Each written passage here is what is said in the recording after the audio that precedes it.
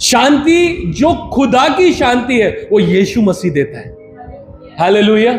और जब यीशु ने वो शांति दी तो कहते हैं चेलों से, क्या कहते हैं, सुनिए, संसार जो दे रहा है वैसी शांति नहीं दूंगा, पर शांति कौन सी दे रहा हूं? मैं अपनी शांति दे रहा हूं। क्या लिखा है जी? तुम्हारा मन घबराए नहीं, तुम चिंतित मत होना, परेशान मत होना, दुखी मत होना, ज्यादा निराश मत होना। जी आगे, ना डरना। इस संसार में सबसे बड़ी लड़ाई क्या है पता है? हमारा मन बहुत घबराता है, हम निराश होते हैं, परेशान होते हैं, और यीशु मसीह कह रहे हैं मैं अपनी शांति तुमको दे रहा हूं। हालेलुया। अपनी शांति। किसकी शांति? यीशु मसीह अपनी शांति हमें दे रहे हैं। गौर से सुनिएगा, जिसके अंदर ये शांति है ना, वो व्यक्ति धन्य मनुष्य है। हालेलुया। वो धन्य है।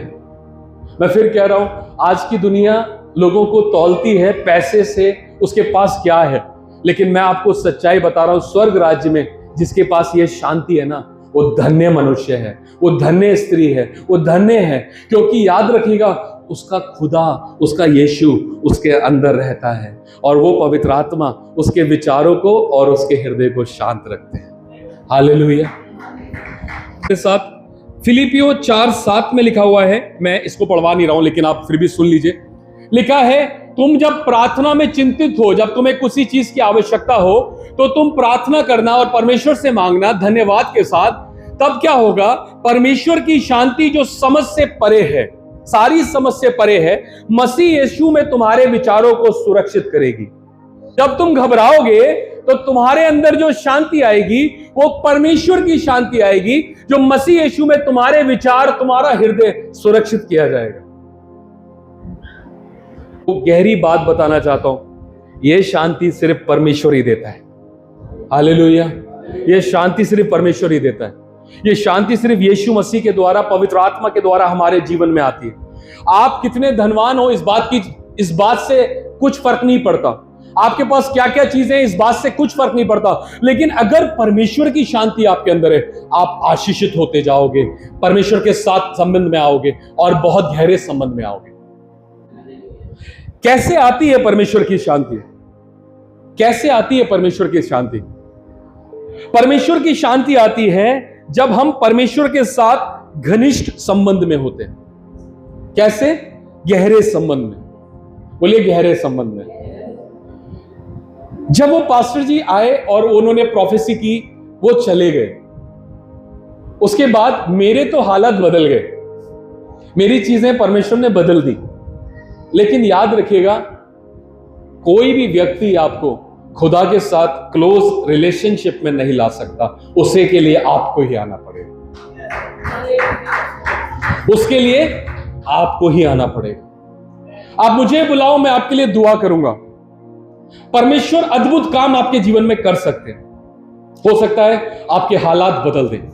आप परमेश्वर के दासों को बुलाओ, सच में वो आकर आपको ब्लेस करेंगे, और मैं कभी इसके विरोध में नहीं हूं। चाहे यहां से बुलाओ, चाहे बाहर से बुलाओ, लेकिन आपके ऊपर आशीषें होनी चाहिए।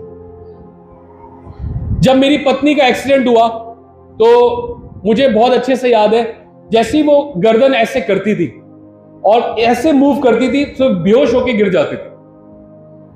मैं बहुत परेशान हो गया। हमने सिटी स्कैन सब कुछ कराया, लेकिन कुछ नहीं निकला, क्योंकि उनका सर जमीन में पड़ा था।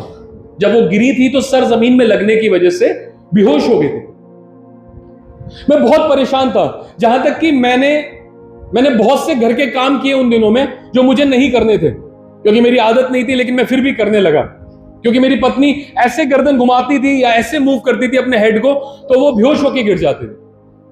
एक दिन, एक रात को मैं शाम को बैठा हुआ था और एक भाई, एक खुदा के खादिम को मेरे घर पर लेकर आए, और वो अलीगढ़ के ही परमेश्वर के दास है।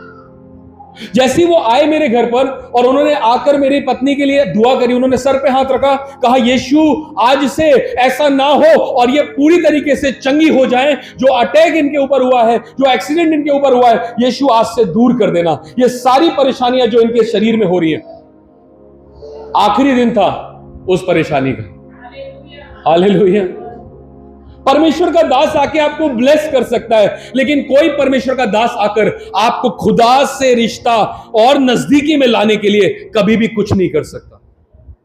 वो सिर्फ आपको ब्लेस कर सकता है, आपको आशीष दे सकता है, आपको वचन सिखा सकता है, आपको परमेश्वर की बातें सिखा सकता है। लेकिन जो क्लोजनेस, जो परमेश्वर के प्रति आपको नजदीकी चाहिए, वही है जो मन में, जीवन में आपके शांति लेकर आएगी। वही है जिससे आप शांत होते हैं। हालेलुया।